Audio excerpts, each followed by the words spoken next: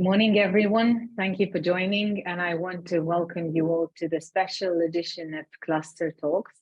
My name is Jabila Kropaite. I will be your moderator today. This is a special edition because we will present a new tool, the ECCP Trend Universe. It is a new tool which allows platform users to get deeper understanding of the trends of the future and what impact they can make and they do make on cluster organizations. Using this tool provides insights into those trends to build strategic competitive advantage. It explores relevant trends from various different industrial ecosystems and shows relevant trend assessments from clusters and global data. So this is the context in which this special edition of Cluster Talk is organized. So welcome to the Trend Universe. This is what it's called, and I want to welcome you to the session for the Trend Universe. We will show the functionalities, we will learn about the benefits for the cluster organizations and discuss the importance of strategic foresight. We will hear some news from the European Cluster Collaboration Platform first. We will see the video about the Trend Universe. We will have two introductory presentations, and then we will delve into the panel debate to discuss the actual possible benefits of the Trend Universe. And we will, as always, end by discussing the funding opportunities, which will be presented by the European Cluster Collaboration Platform. So that's for the agenda of today. The housekeeping rules.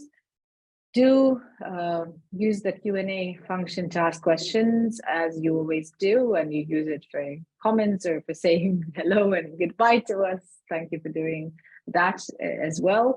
Use the chat function to comment or share links too.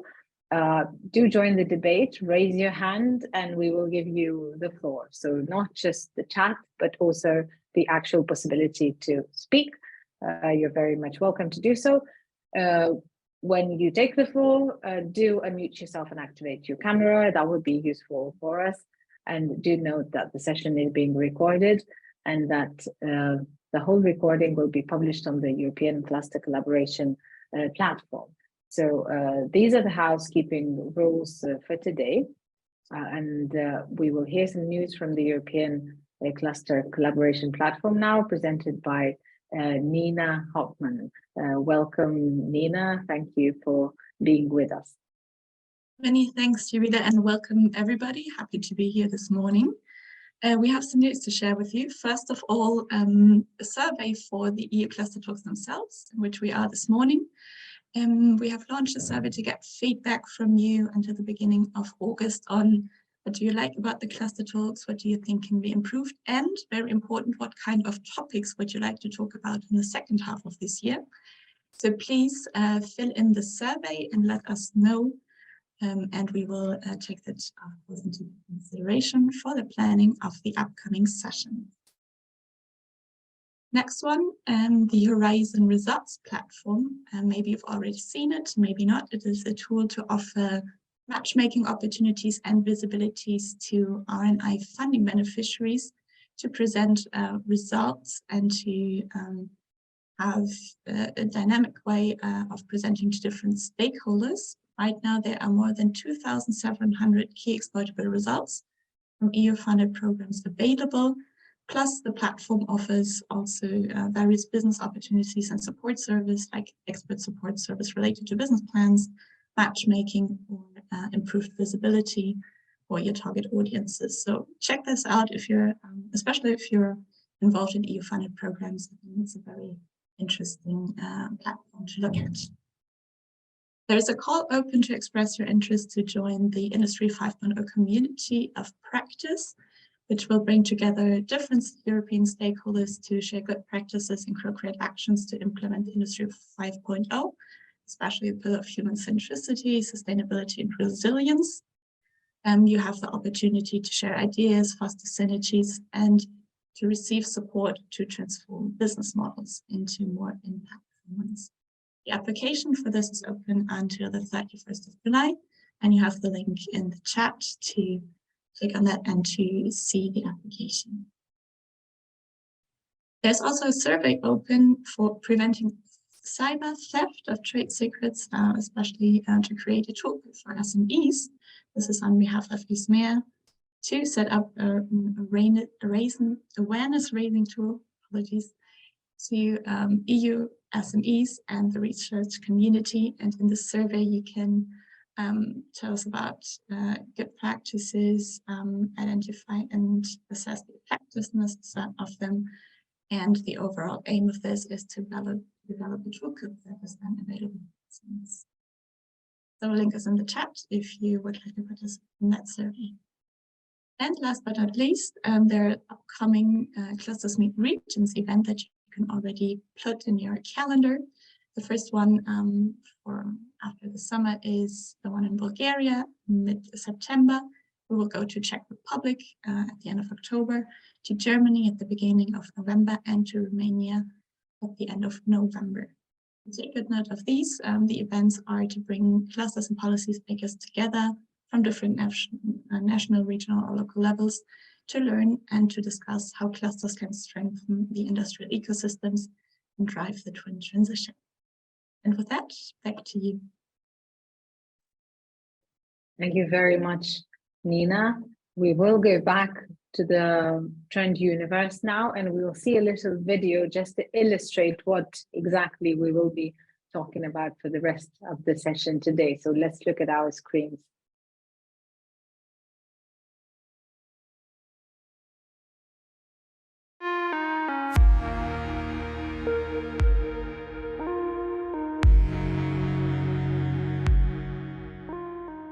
Welcome to the ECCP Trend Universe. Isn't it difficult to keep track of future trends that will affect your organisation in the long run? The Trend Universe helps with exactly that. It's the perfect tool for you to explore trends in various ecosystems, ranging from mega to macro trends, and to compare key indicators for cluster development. The ECCP Trend Universe is a foresight tool which allows you to get a deeper understanding of the impact that future trends will have on the economy or your organisation. With the ECCP Trend Universe, you can explore trend assessments in 14 industrial ecosystems, like digital industries, aerospace and defence, and agri-food. Industrial ecosystems encompass all players operating in the value chain, from the smallest startups to the largest companies, from academia to research, from service providers to suppliers. With the tool, you can evaluate the impact of trends, and you can also find relevant trend assessments from clusters and global data. When using the ECCP Trend Universe, just click on the different tabs to look at the different sections and its details. It's also possible to do your own evaluations and make them part of the radar. Please be aware that the Trend Universe is only available to ECCP Pro users. This means that you need to fill out all mandatory and half of the optional fields when registering a profile on the ECCP. Most of the profiles undergo a validation process, so please check on the validity of your input. You can find helpful information materials such as an FAQ section, a training video, and much more on our website.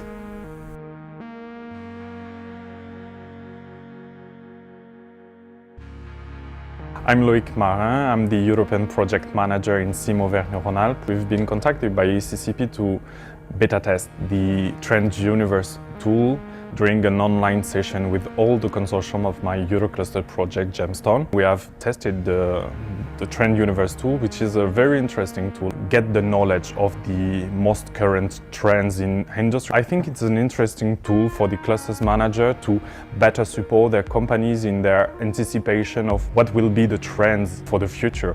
And actually, it will be an even more interesting tool if all the clusters in Europe use it and put their data in it in order for make it a very, very current and relevant tool for Europe. If you have any questions, reach out to us at this address. Explore ECCP Trend Universe today and prepare yourself for tomorrow.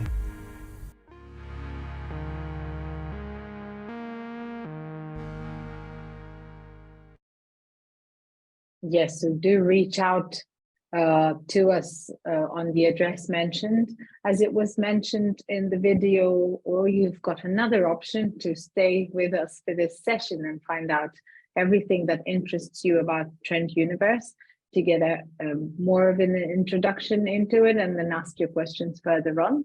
We will have 2 presentations just about this tool, and I want to give the floor first of all to the head of EU services at Prognos, and that will be Jan-Philipp Kramer. He's with us and he will give an introduction to the Trend Universe. Jan-Philipp, the floor is yours. Yes, thank you very much, Seville, and good morning to all of you from Brussels. I'm very happy to see so many of you in this call, and I think we can already assign us as future-minded visionaries because we are all coming here together to discuss the Trend Universe, and it's a very important moment for us to inform you about it. We can see already on the next slide why this is so. We need strategic foresight to make better decisions. And I think you have already seen from the video what this ECCP Trend Universe is about, and also what some fellow cluster managers tell you about this type of information that the Trend Universe provides to you. For us, it's quite clear. Cluster organizations, in our view, at the European Cluster Collaboration Platform, are future shapers, because you connect different businesses in the innovation ecosystem with academia, with startups, with all kinds of different stakeholders, enabling synergies and thereby driving also change.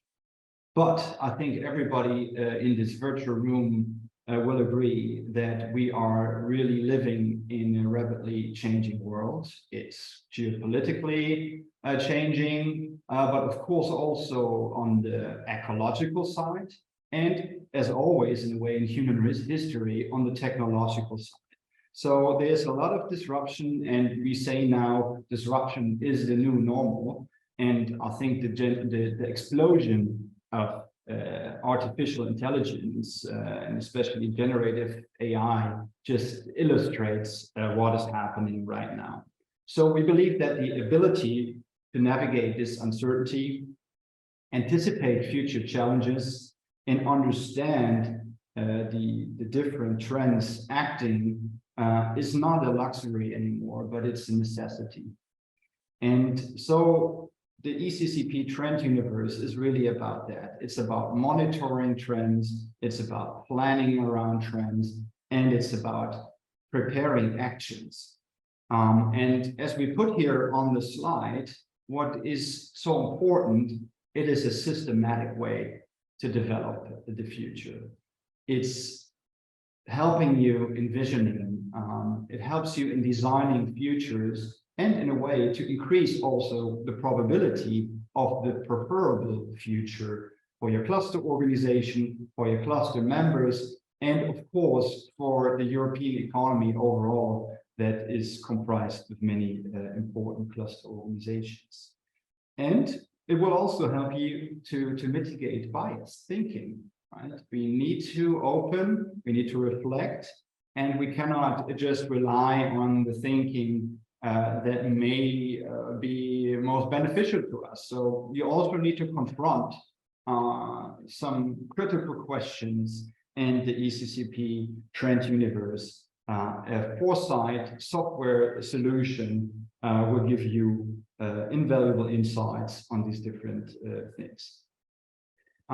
So this is really the key message I wanted to give you on the background.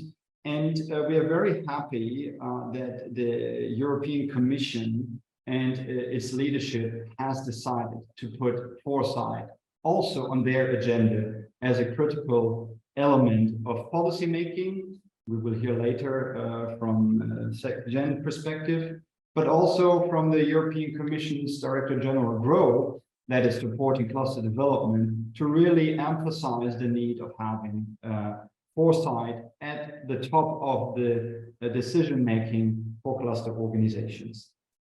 If we now come to my last slide, I only have two now. I just wanted to underline one important information that has already been provided in the short video in the beginning. The ECCP Trend Universe is a unique tool.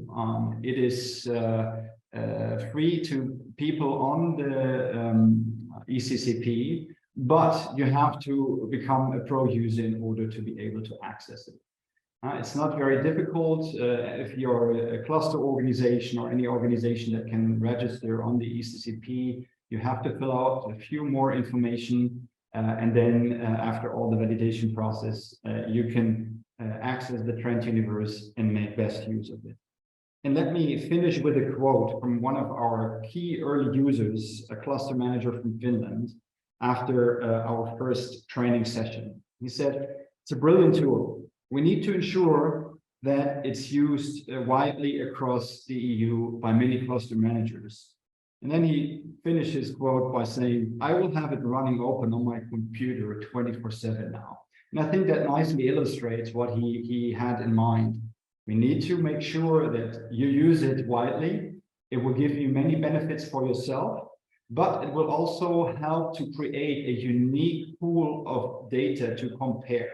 It's not about benchmarking who's better or not, but it's about creating a knowledge base that will help you navigate the complex future. And with this, I'm happy to listen more also from our distinguished panel, and also more details on the ECCP Trend Universe to come. So let's start the journey into strategic foresight. Thank you so much, Jan Philipp, for this presentation. You will be with us in the panel, so any questions that we may have, we will address them to you a little bit later. But thank you so much for this general introduction and inspiring a quote that will encourage, hopefully, some others to use it 24/7 on their computer as well. How to use the Trend Universe very specifically, we will hear from CEO in Manas Intelligent Management Solutions, Franz Bailon. He's with us. Thank you for joining, and we're all ears. Hello from Innsbruck, Austria. I thank you for inviting me to the EU Cluster Talks. I will give you a brief introduction to foresighting and the possibilities in the ECCP Trend Universe. From our point of view, if you are a manager of a company or a cluster or region, it's so important to invest time in foresighting because you need it for strategic planning, risk management, resource allocation, but especially for building up competitive advantage. Because in concrete, you need a better understanding what are the core innovation areas of the future, and you have to invest in these areas. Trend Radar opens up the opportunity to get a better understanding how you can identify these things. And let's jump into a short description in the next slide, where we see the system. Because if you start with foresighting, you have to define a clear approach how it could be done. We decided in these radars that we use two levels of trends. The mega trend, these are the big ones. And the big ones like AI, for example, and beyond them, there are a lot of macro trends like chatbots, like machine learning, and so on. So we have the level of mega trend and macro trends. And if you want to have these insights, which are so relevant, you need an evaluation of the impact of these trends on your region, on your cluster, but also have an evaluation how good you are, what kind of competencies you have. And this helps you to generate the ideas and the information you need for identifying this core innovation field. But let's have a look in the next slide how it is if you jump into it. Because at the starting page, you will find all relevant traders in overview. There is one trend radar for each of the respective ecosystems. And I think it's really helpful because we will see it right now. Let's jump into one of these radars that you see what's going on. So please, the next slide. And here we are in the radar of agri-food. It's just an example. Open a radar, you will find the following trend radar areas, from basic information, where you get the information really in a short way, what's in, what are the things you can do, and so on. Then you see in the next area, the area where you can evaluate the mega trends, the big ones. In the next one, you can evaluate the macro trends. and then you get the key insights. You press the button and you will see the results, and the system explains you what are opportunities for you, and last but not least, the statistics. So jump into the megatrend area, and this is the next slide. And what you will see, if you jump in, you will see in the screen immediately a radar, and the radar has three different zones from act, plan, and monitor. And you see there is an evaluation just in. What does it mean? If you open it up, you got the Inmanas benchmark. So what's behind the Inmanas benchmark? It's the result of an ongoing research in the fields of trends and industries. What does this mean? We analyze for every single trend and industry the development of startups, news, investment, and patterns. And out of these, we generate this Inmanas benchmark as a general benchmark for Europe. But it's so important that you make your own evaluation. And if you press the button, you are just in the area where you get the question, how strong is the influence of the trend A, and how good is the competence of your cluster, of your region. And out of this, you will immediately see the first benchmark mix, if you are interested, your evaluation in comparison to ours. But yours is important because it's from your point of view. But let's jump to the next slide, because we move to the macro trends. The same you will have, now you have evaluated the big ones, but it's necessary to go more in detail. For example, here you see in blue, the mega trend. This is the most important in this example: energy, climate change, and sustainability. And on the right-hand side, you see the sub-trends. So evaluate also the sub-trends because this is important, and it's the same system. And what can be helped, maybe we can jump to the next slide, is that you also get an opportunity that you see a lot of information beyond the slide of the mega trends, but also in the evaluation area of the macro trends about news. What does it mean? Here you see data, how many news are popping up in the last 12 months regarding this trend. How many publications, how many fundings, how many patents. This is also important that you can see these things.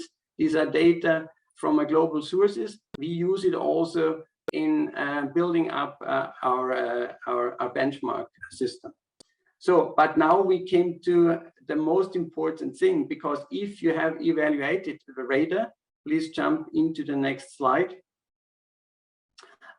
It's important, it takes you maybe 30 to 60 minutes. If you really work it through, I think it's important that you take your time and jump in, and now you are there and see the evaluation results. What does it mean? You see the most important mega trends and the most important macro trends. The green areas means here are chances, because strong influence and strong competences. Orange and red means, hey, it's a critical area. The impact of the trend is strong, but we don't have the competencies. So it's helpful. Out of the results, you immediately get some advices from the system. And if we jump to the next slide, we see that below the derived strategic recommendation is the trend portfolio. The particular relevant mega and macro trends are shown here in a matrix with the axis influence and competences. And clicking on the individual trend displays a description of the trend effects and the norm strategy. So below this upper area, you can go here into the matrix and see again what's possible. And here you see at the upper area, the green ones, what I call the real areas of chances. Here it said, okay, I think these areas could be really helpful to set up new funding programs, training programs, investments, and so on. The red areas are also very, very important. But for example, if we would have in an area a strong influence, but we had bad competencies there, then we have also focus on these things to get to a status which are really helpful. So I think it's really nice if you go through it and you get the results. But I think it will be very helpful that you get in the panel discussion also some insights from a region in Austria. Fritz Fahringer will tell you how they use it in the clusters. And I'm looking forward to see the panel discussion. Thanks a lot. Thank you so much, Franz. If I could ask you something before we go into the discussion. You mentioned the news regarding the trends that are also important. I just wanted to know if if the information you have on the Trend Universe, if it is based on the news as well, or is the news sort of a way to also check how strong the particular trend is? The IMANAS benchmark is the result of different inputs. We check how many news appears in thousands of newspapers, for example, to a specific trend, to a specific industry. The same we do with the research papers. The same we do with the startups, how many appears in this area, and the same we do in the area of funding. So this helps us. You don't have the opportunity to press to the button and see all the news and you can read it. That's not possible. Okay, thank you. It would be nice. It would be nice, but it's not that easy to handle. Okay, you will stay with us for a little bit, right, as well, if in case we have questions during or after the panel debate. But thank you so much for this presentation for now. I want to introduce the speakers that we've got in the panel debate, and with us is the Managing Director, Cluster IDEA is the correct pronunciation. I think Managing Director, and also he is the President of the European Clusters Alliance, and that's Antonio Novo. Good morning, thank you for joining us. He's got a pro user account already, as far as I know, and we'll be able to discuss that. Also joining is thematic platform digitalization and resilient production at Standortagentur Tirol, and that's the person that was mentioned by the previous speaker, that's Fritz Faringer. Thank you so much for joining as well. We've got Jan-Philipp Kramer, who you already know, of Prognose, the head of EU services, and we've also got policy officer at Secretariat General European Commission, Tanja Segers. Thank you for joining as well. Could you maybe, first of all, everybody just say a couple of words or half a minute each of the area you're working with and what you do, introduce your organization so we know exactly what you do and who you are. Antonio, let us start with you. You have already said hello to everyone on the chat, so do say hello to everyone here now as well. Thank you. Thank you, Sybil, and good morning, everyone. Yes, I am cluster manager of IDEA, located in Spain. It's a digital cluster, and we were born in 2004. And practically one of the first things that we did at that moment was to create a benchmarking between our members, to know where we were at regional level, because we had a lot of reports, but always at national or international level. And I am also a president of the European Cluster Alliance, and that is one of the points that we need to develop at the European level, to have an internal overview of where we are in several topics. So I need to say that I find this tool extremely useful, potentially for us, but we need to fully understand it, and that's the purpose of this session. So I'm very glad to join you today. Thank you so much. Jan, we already know you, so maybe you could just answer the question that was related to what you have said in the presentation. You said that disruption is the new normal these days. So if the trend universe does not predict geopolitical events, for example, how can it then be accurate? Yeah, nice question. I give you one example of a known development which is still striking us today, and this is the demographic change. Just to name one, it is in a way a disruption that is happening now for all of us on the labor market.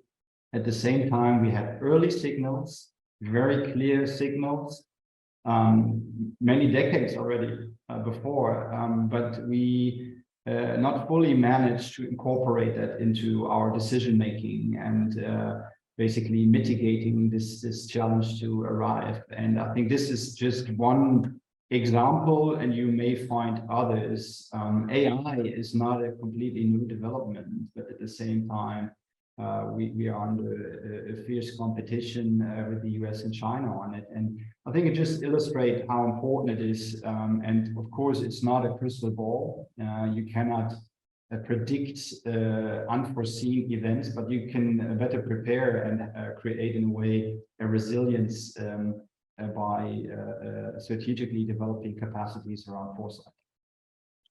Thank you so much for this. Fritz, you have a similar but a different version in Tirol. Would you explain specifically how it is related and how similar it is to Trend Universe, and what is the different version that you've got? Okay, hello everybody. I'm the project manager for digital transformation. I implemented also the Trend Labor. It's our version in Tirol. We are a regional innovation agency, fully owned by the public government in the region, and we are working with 7 clusters. The clusters are like mechatronics, energy, hydrogen, wellness, and all those stuff. And we have about now, I think, 500 members, and there are about 80 to 100 members per cluster. And what we do, if that was the question, we use the Trend Labor for the strategic guidance for our strategic program of our innovation agency in the cluster. So we have an advisory board for every cluster. It's about 7 to 10 members, and they are all evaluated, all those 17, now are 18 trends, mega trends in the board, and the top 3 were also evaluated in the macro trend section. So we have a lot of data where we see how our cluster members think, and that was very interesting because before that evaluation, we already said internally, let's do those 3 trends. It's like digitalization, energy and sustainability, and health. And like we were lucky, or I don't know, we had a gut feeling that also about over 70 advisories from the advisory board also voted that way. So we were totally right, but now we are not only going by our gut feelings, but also we create data we own, and we are data driven. And that's the whole point of that. So that's the most that's the innovation from our side, and we also challenge the data, of course, in an event where we had a workshop in the yearly partner event, and we also challenged the trends, and there were a lot of different topics and future like ideas how we cope with the trends. But basically, digitalization, health, and also energy and sustainability, you said. Yeah, so those 3 were digitalization and resilient production. That's my topic, and my colleagues are doing energy, climate change, and sustainability, and the other one is health and wellness industry. Okay, thank you for these introductory remarks. I want to also approach Tanya and ask her how the European Commission approaches strategic foresight. Yes, good morning, everybody. Thank you for inviting me here. It's very interesting. Yes, the European Commission, as you may have seen, I work for the General Secretariat of the Commission. This is a DG that you may not be so familiar with. You probably interact very often with DG GROW, DG RTD. The General Secretariat is dealing with all cross-cutting matters and doing all coordination across policies, and also very importantly supporting the President von der Leyen, and also supporting the Vice Presidents. So it may be invisible to you, but it's for the Commission. It's a very important DG. Strategic foresight started with this Commission, with this college, with the von der Leyen College, and it is placed under Vice President Šefčovič. So there was strategic foresight before that time in the Commission, of course, especially JRC, the scientific entity of the Commission, has a lot of expertise in foresight, but it was placed at the political level for the first time with this Commission.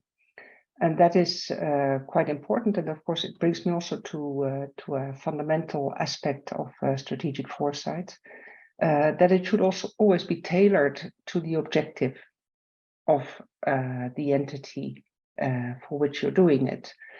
For businesses, and I see that this is very well done in the tool that I've just seen, the Trend Universe tool. It's tailored to businesses, of course, and this is very important. In the Commission, we don't make business, we make policies. So for us, it's tailored towards policy making. So we do the typical analysis that you have seen, also analyzing trends, horizon scanning, trying to pick up new emerging trends that are almost invisible, but also analyzing scenarios. And from that, we derive what actions will be important in the policy areas of the future. Now, of course, the Commission doesn't work in a vacuum. So what is important to businesses is also very important to the European Commission. So for us, it's very important to see what kind of trends you pick up, what you react to, because this will, of course, influence policy making at the EU level and also at member state level. So this is a bit of a quick summary. There's, of course, a lot more to it, but I will stop here for the moment. But when you say new emerging trends that are nearly invisible, would you give an example of such a trend so we understand better? Yes, I mean, it depends, of course, on, I think that Jan-Philippe mentioned, or someone mentioned, the demographic trend. This is typically a trend that is always at the forefront of strategic foresight, because it is, in fact, it is quite well predictable. But there are, I would say, undercurrents in society that you can indeed pick up, for example, from what is on the internet or also in papers. Just to give an example that is maybe seems a little bit far-fetched, to give legal personality to nature. This is something that is being discussed in sort of isolated fora. But you can see that it is emerging more and more, and it's of course linked to the green transition, to another way that is emerging in which societies are looking at nature. So I think that this is a trend that we need to continue to follow. We do this by a process that is called horizon scanning. So by that, soliciting from a very diverse group of people in general, of policymakers, what they see, what they pick up in different countries, because it can be, of course, very diverse in different countries. So this is one of the processes that is managed by JRC in particular. Thank you so much. You say that it's tailored also to policy making, and you say that it is important for the Commission to see what businesses choose, what trends, because it eventually will make an impact on policy making. So I just want to ask everybody how important strategic foresight is for cluster development, in their opinion. What would you single out, Antonio? Well, we are creating many documents for internal and external users every year, you know, and we are making recommendations to our regional governments on strategic activities. And it's totally different if we are backing our proposals with this kind of information, okay, related to our reality at the regional level, than if we are just making comments or suggestions, you know. So we will benefit. Because we are doing it, okay, but without this kind of tool, I am sure that we will benefit, we will gain credibility using the megatrends and the information provided by this tool. I can give you an example. We have been developing every year for the last 10 years a report on how to face the upskilling and reskilling needs for those megatrends at regional level, you know. And it's absolutely different if we just say, okay, we think that generative artificial intelligence is important and we need to be better ready for it, and we need to invest resources, not only at regional level, but also inside the cluster members, you know. It's totally different if we back that information with concrete data than if we just say, okay, we think that it will happen, no? So that is the virtue, the value of this tool, that we will be providing serious information related with our reality, and also link it and compare with the global tendencies. And you've got a pro user account, which means that you have been using it for some time. How has that been? Yes, I remember one question now from the chat on how to get a pro user. Okay, let me. Yes, we'll get to the chat questions very soon. Okay, let's just say a more general comment soon, and we'll move to the technical bits in just a minute. Okay. I want to ask everybody, you say that gaining credibility, backing the information with concrete data or serious information, as you put it, this is something very important. These were your points. Jan, what else? What else? I think Antonio clearly made very important points. I maybe want to add one additional angle. As Antonio was referring to decision-making, also developing priorities with the regional, local, national, whatever government, with the European Commission. Another angle to this is, of course, the cluster members themselves, and Fritz also nicely summarized how they have set it up in their strategic advisory boards.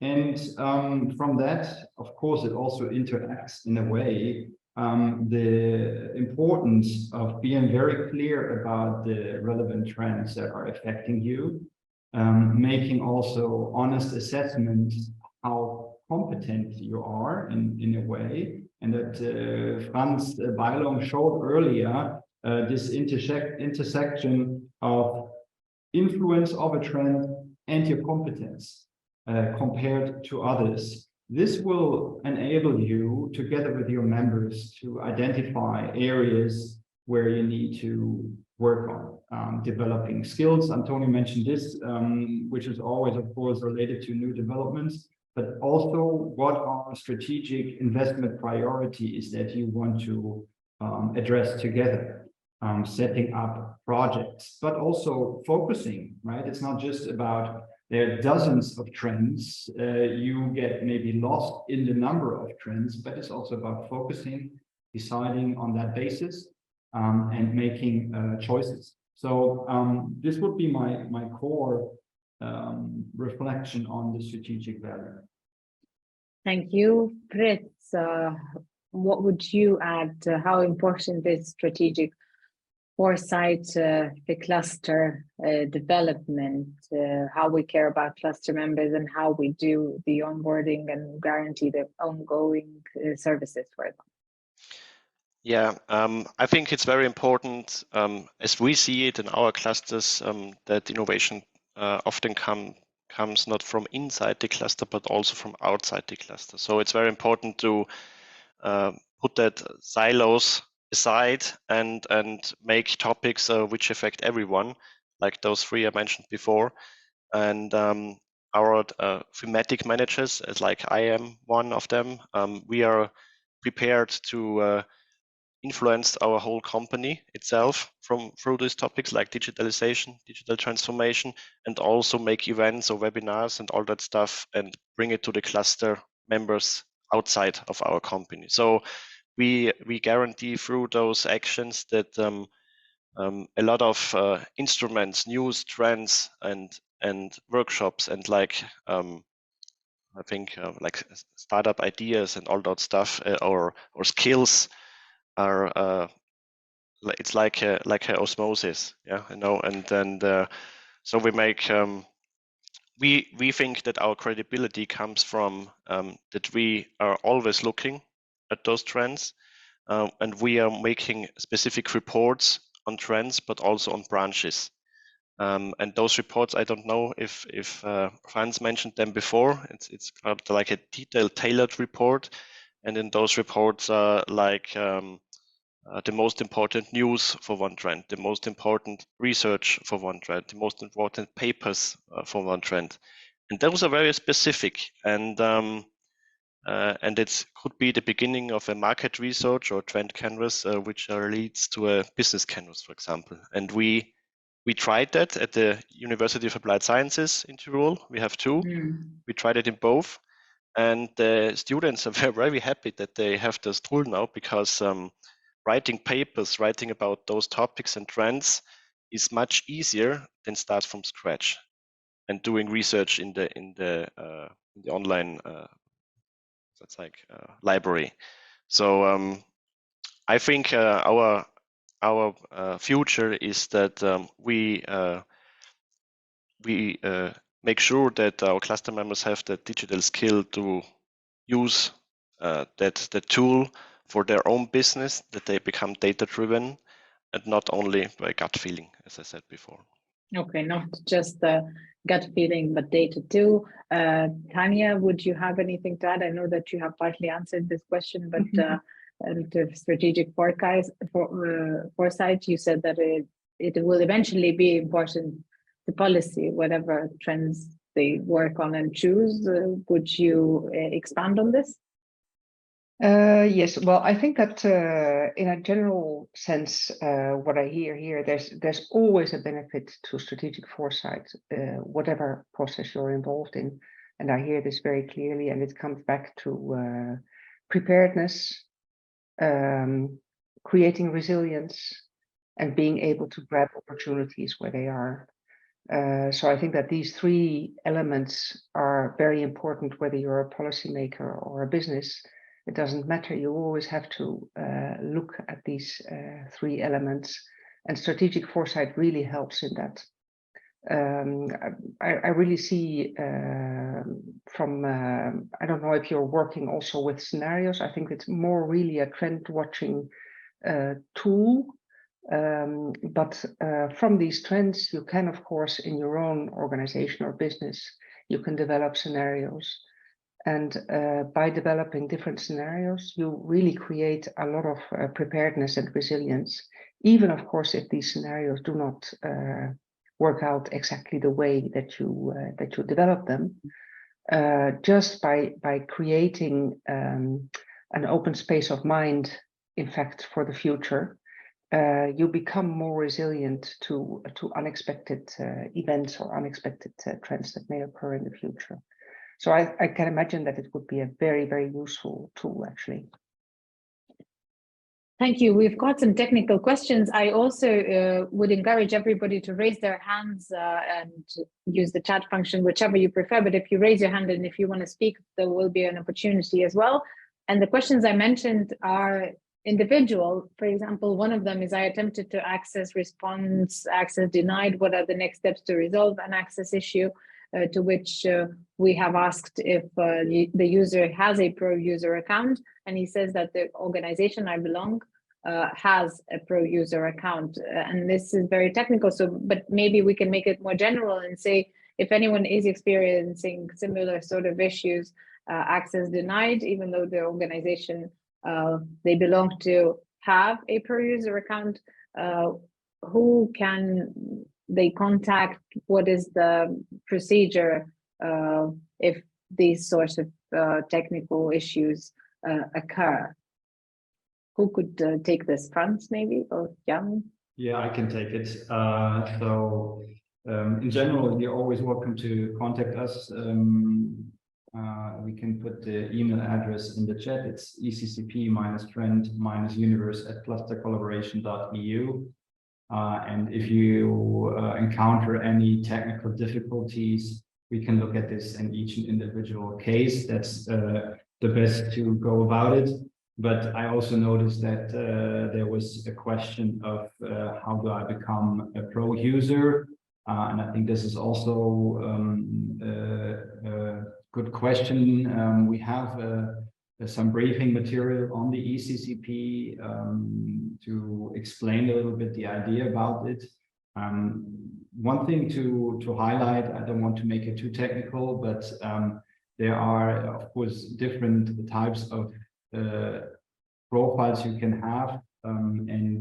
We are talking here about the organizational profiles that allow cluster organizations, cluster managers or cluster members to register on the ECCP. We then differentiate between standard users and pro users. A standard user fills out all the mandatory information that is asked about in the registration process.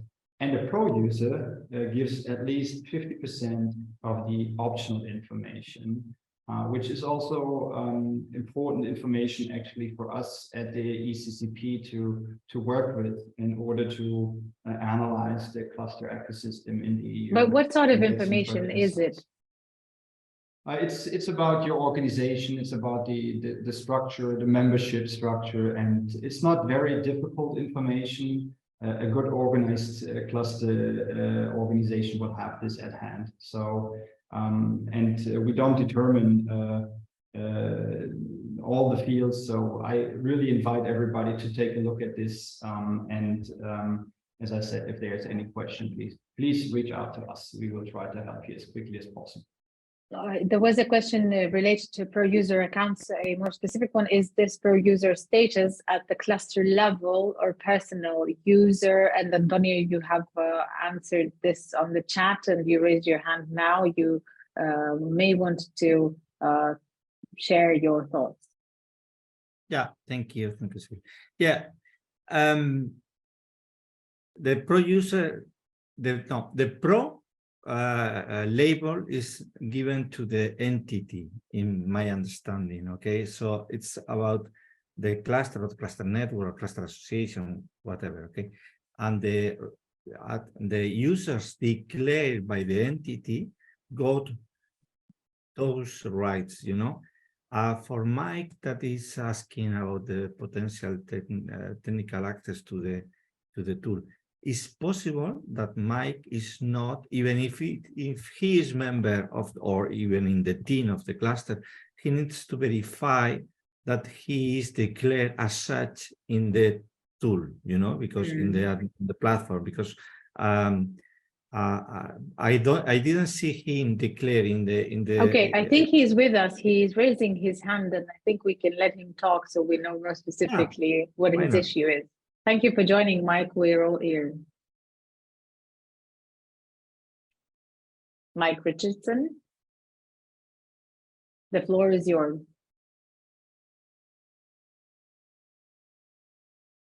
Can you hear us? Test. Yes, I can hear you. Oh, thank you. Thank you very much. I just sent a query off to the email address provided, so I believe that will be sufficient for resolving my issue. I understand what Antonio is saying, that there may need to be some greater coordination with the designated contact person for the cluster organization. So does that mean that I can contact the designated contact person in my organization and perhaps they can resolve that without taking the time of the ECCP? I think so. It's Adrian.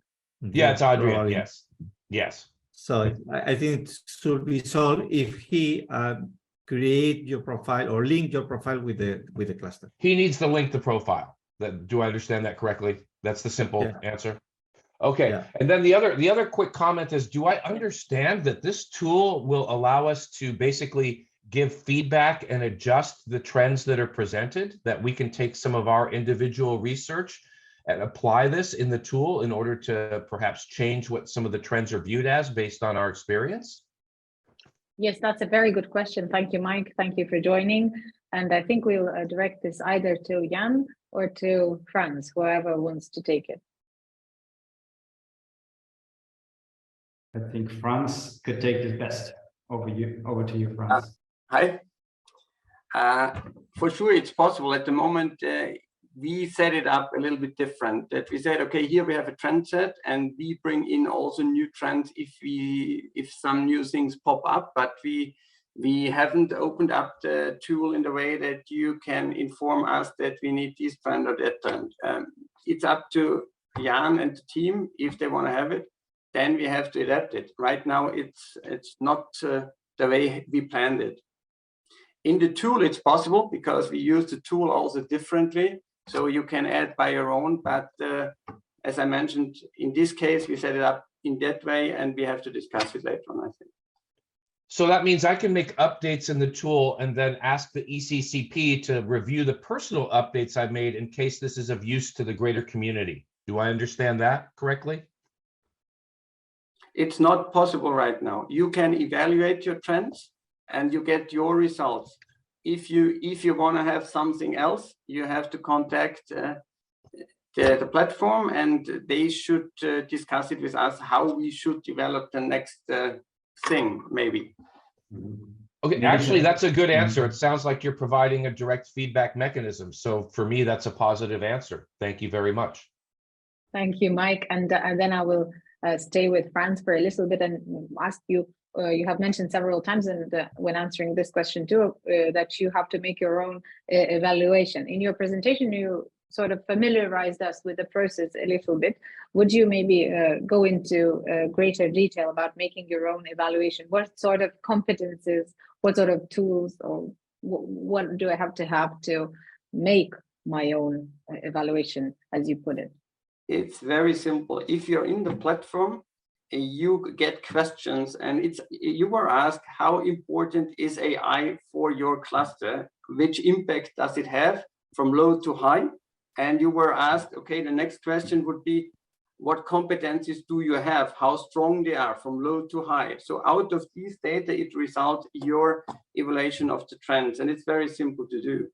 The only thing what I would like to suggest to all clusters out there, it's nice to have a radar and get an insight what trends are important. I think what in Tyrol happens, and this is important to the members, it's important to understand the trends, what impact, but it's important to understand what kind of innovations are out there right now in these trends. So what Fritz mentioned, that they have a database with thousands of innovations, and they select for every single trend these innovations and send these to the members, because out of these they get an understanding. Because we saw a lot of small and medium-sized companies, they don't really understand if I talk AI or it doesn't matter, it has a great impact, and I don't know what's out there. So maybe I say, yeah, it's not so important for me, but they get a lot of examples how it is in use cases.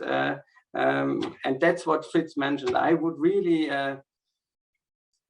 think that it's helpful for the members later on to go forward as a cluster and give them also clear understanding that there are a lot of innovation out there in these trends, so they get an understanding maybe how they can adapt it and all these things. And this is a thing what I would like to place in this session as well.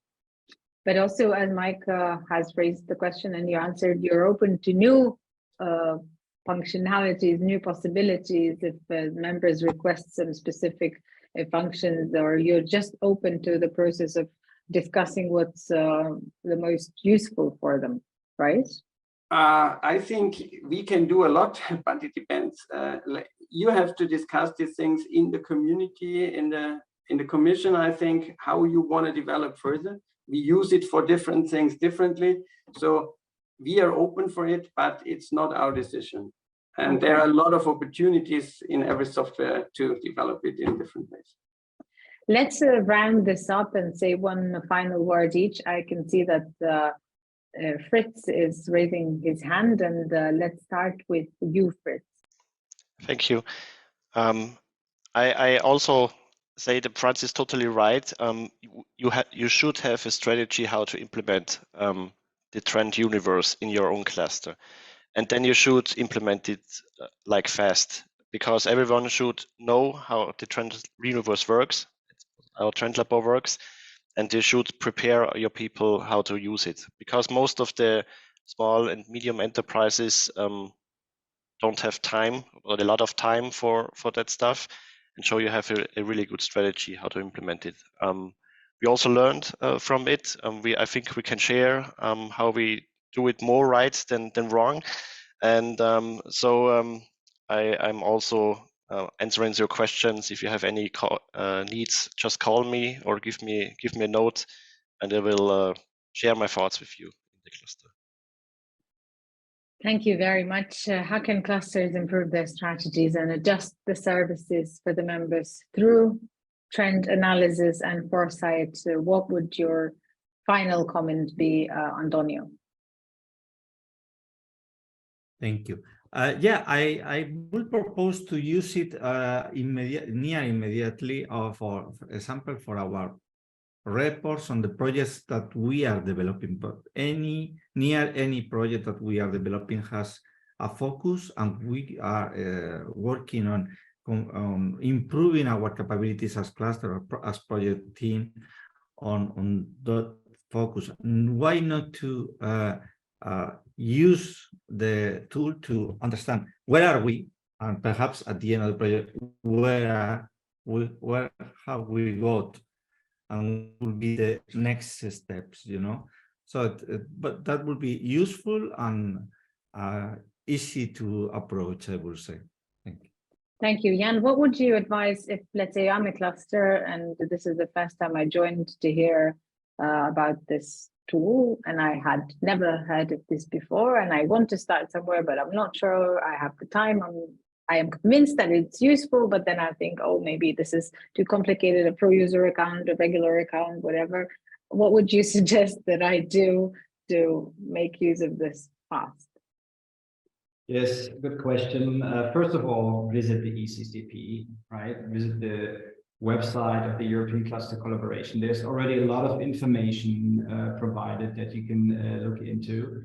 You can look into also our training video. So you saw this promotional explanatory video in the beginning. We have also put up a training video in which we ran a pre-test, and this is very helpful to understand where to click, where to look, and then take some time, as has been said, take some time. It will save you time along the course of your journey. But you need also to invest in your strategic capabilities. And so this is really my most important message. Don't get overloaded. I think it's a relatively simple, structured, but very powerful tool. Dive into it, and then we are always very happy to communicate with you. We can set up additional training sessions, so just get in touch with us and we will help you to bring it to scale. Thank you so much, Tanya. Investing in your strategic capabilities, how important is it for the Commission that clusters do so? Very important, I would say. I just want to congratulate you actually on this, on the whole cluster approach, but also in particular on this tool, because to me it seems like a very practical tool that, of course, it does require a bit of time investment, but I do believe that you can get a lot back from it. And if you, as businesses, get a lot back from it, overall the EU will get a lot back from it. There's a lot of talk about the competitiveness of EU industry. Very, very important for the future, for all our futures. And if this can contribute in some small or major way to increasing the resilience and competitiveness of EU industry, then that's a very good thing for all of us. Thank you so much, everybody, for your contributions. I see that people are sharing their contacts. So in case you have questions, more questions, many links are in the chat. People have provided their email addresses. And if you have specific questions, this is what you want to do. But I think the most important message is just to try and go to the Trend Universe tool and try using it. And then all of the questions that may occur, they will all be answered today, right, Jan? Okay, so thank you, everybody. Thank you for joining this. The link is in the chat for the Trend Universe as well, clustercollaboration.eu/Trend Universe. And I really want to thank you for their inputs, for the questions that you were listening. And it's an excellent way to start the day, says Mike, and I think it puts you in a good mood for working and for discovering new tools and new things. So thank you, everybody. We will move to the next bit of our session, and I would say the final bit. We will get an introduction of funding opportunities that exist, and this will be presented by Nina Hopman of the Cluster Collaboration platform. So back to you, and we're all ears. Many thanks, and thanks to all the panelists. I think very interesting that there's such a great opportunity out there to work on trends and to do the strategic foresight. We've selected a few funding opportunities that relate to, of course, innovation, future trends, where you can get active in that we want to share with you. First of all, the small scale projects from the Innovation Fund. Here, activities can be funded for support innovation in low carbon technologies and processes, including environmentally safe carbon capture and utilization, as well as stimulate the construction and operation of projects that aim at environmentally safe capture and geological storage of CO2, plus, of course, stimulate the construction and operation of innovative renewable energy and energy storage technologies. This call is open until the 19th of September. Under the Innovation Fund, you see the topic ID here in the screen and the link in the chat from the Funding and Tenders portal. So if this is of interest to you, please check out this call for innovation. There's a call open Beyond the Horizon, a human-friendly deployment of artificial intelligence and related technologies. We've talked about a little bit about AI in the panel. The projects funded under this call shall help to support the understanding and awareness raising about successful existing deployment and of AI and the impact they have in the European economy and society, based on the lessons of the successful deployment, do an analysis of the implementation for the ethics principles of trustworthy AI, and to structurally enhance capacities to foresee, evaluate, and manage the future and longer term opportunity and challenges, and then formulate recommendations for European policy. This is a call that will open in October. On the 4th, it's foreseen from a Horizon Program Research and Innovation Action, topic ID in the screen and link in the chat. There's also a call open for industrial leadership in AI, data and robotics, boosting competitiveness and green transition. The so-called AI, data and robotics partnerships. Projects should create systems to address large-scale challenges using combined robotics, data and AI solutions, and address large-scale resource optimization challenges using combined AI and data solutions. This is also foreseen for the second half of the year to open mid-November. Also Horizon Research and Innovation Action. You see the topic ID here and link in the chat. So have a look at this partnership if this is of interest to you. And for your SMEs, there are many calls open from the Europe cluster. So there are opportunities in different ecosystems. You have the complete list published on the European Cluster Collaboration platform.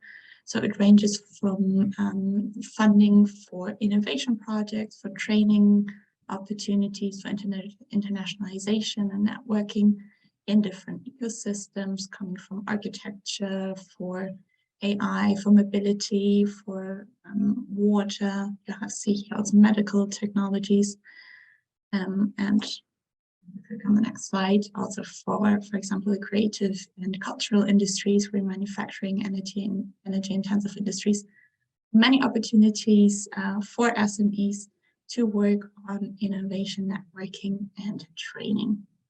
The calls are all published on the clustercollaboration.eu/open-calls.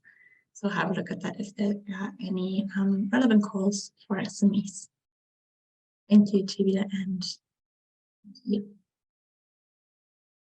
Thank you so much, Nina. Thank you for listing out those funding opportunities. We are about to finish, and I will just provide you some dates for the next cluster talks and some information, logistical information that can be useful. Registering for the next talks is something that you can do right now, right after we have finished, 28th of June, keeping up with the Euro clusters, achievements and lessons on the 12th of July, 30 years and counting clustering in the EU single market, and then we'll go into a summer break and we'll be back on the 6th of September this year.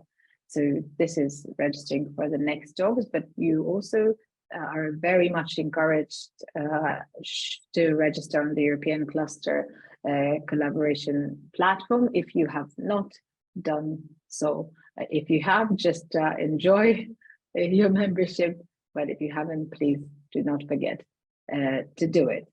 And that's it. Thank you for being here with us. Thank you for starting off this day in a very productive, instrumental, and useful way. Thank you for your inputs. And as it has been mentioned, if you have further questions about Trend Universe, you can address them to the email addresses provided in the chat, and just contact the European Cluster Collaboration platform. Thank you so much, everybody. Have a good rest of the day, and see you next time.